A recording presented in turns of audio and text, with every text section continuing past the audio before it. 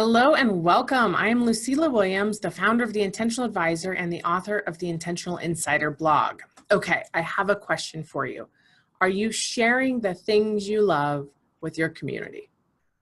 And, you know, I talk about purpose a lot. I'm always out presenting to advisors, talking with advisors.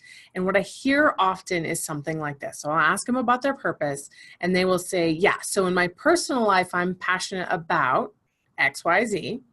But in my practice, I like to keep it a little bit more professional. So I really focus on being of service to my clients, right? So what happens here is they have a passion, something that really matters. It might be horses. I heard someone talk about that the other day. It might be like me, Pilates. It might be sports, God forbid, that's not me. But there is something in your life that you're very passionate about and it stays in this realm. And then when you go to work, you put on your little suit and you act professionally, put on the persona of a financial advisor, and you leave behind who you are. So I'm challenging you to find ways to bring your true self and your purpose and your passions into your work. It does several things at once. So we all, you know, the old school sales, we want to buy from people we feel like we know and the people that we like. So by sharing the things that are important to you, people feel like they're getting to know you better. And in that process, they're trusting you more and hopefully even following your advice. So literally sharing your passions and your loves is good for business. So you'll notice I put on my little love necklace here and I wore it backwards because I think that's going to actually read correctly on the video that way. But I wanted to share a real life example of this from my business. So I have a chronic back injury. It's just been something that's nagged me for 20 years since my time in the Army. And over the last year, I discovered Pilates. And I was actually a little slow to come to Pilates. I don't know if you aren't familiar with it. It's very expensive and I'm kind of cheap. Let's call it frugal.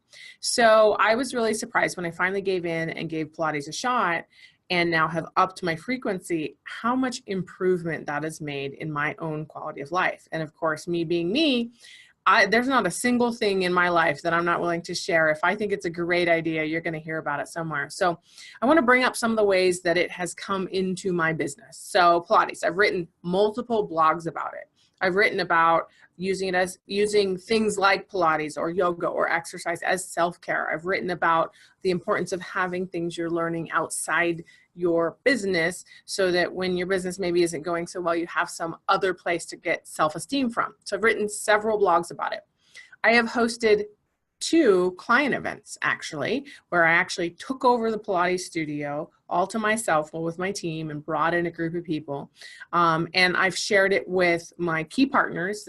You guys might use the term COIs. I intentionally use the word key partners instead. All my key partners know about my Pilates practice. They've been invited to join me in it. And we've had client events and hosted events together. We're now brainstorming doing a quarterly event for our Graceful Transitions group. So Pilates is everywhere. Now that I love Pilates, it's made a big impact in my life. I want to share that with others. And I could name 10 other areas of my life where I've done exactly the same thing. So this does, like I said, it does multiple things. People get to know you better, but they also see that you are willing to advocate for things that matter, even if you don't get paid for it. So Pilates may seem like a strange example, but we are often in the position of financial advisors saying, you should do this. And oh, by the way, I get paid for you to do that, right? But if you are just as passionate around your recommendations and your ideas and kind of the things you're encouraging them to do, when you're not getting paid anything, when there's no skin in the game, they start to see your advice more independently from the commissions or, you know, the fees that you receive. So I think multiple reasons why you would want to bring the things that you love into your practice, into your business. And I would really like to have you brainstorm about what are some of the things you love that you could bring to your clients and business partners too.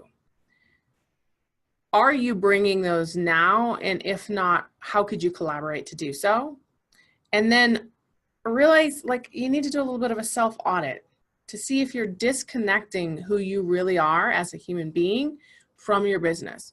Are you putting on a persona that isn't actually you when you come to work? Because it's really important that you are congruent with who you are when you come to work, because whether or not you're doing a great job for your clients, people, other human beings will feel that lack of congruence in you and respond to it by pushing away.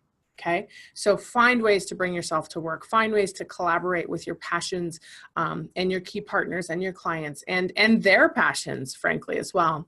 So if you want some ideas, if you want to join the conversation around this, I would encourage you to jump in the Intentional Advisor Mastermind group on Facebook, where we are always having conversations. So if you have a passion or an idea and want some brainstorming around how you might bring that into your practice, let's join the conversation. So I hope that you've enjoyed our blog today about bringing what you love to work. And if you have any questions, please reach out. I hope that you find a way to bring just a little bit more purpose to your business and your life this week. Have a great one.